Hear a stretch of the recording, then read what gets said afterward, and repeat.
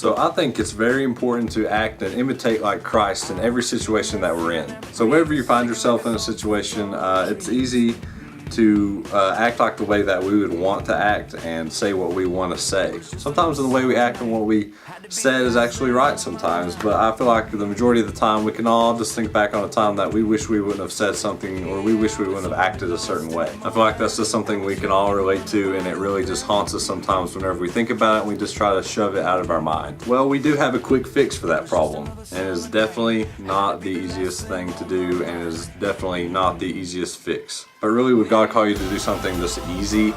I feel like that's just, it doesn't work that way. Just like when He calls us to do stuff, and like in previous videos as I was talking about, He doesn't call us to do easy stuff. He calls us to do difficult things. That way we can rely and trust on Him that He's got this as long as we follow Him. Like I just said, we all have different calls, but we are all called to imitate Christ. Of course, we're always going to fall short of the glory of God.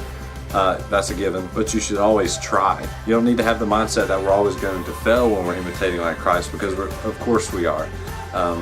It's just something that we can try to do, and we're going to better ourselves each and every day when we try to do that. You'll find in whatever that you are facing and you imitated Christ, no matter the outcome, you did what He would do.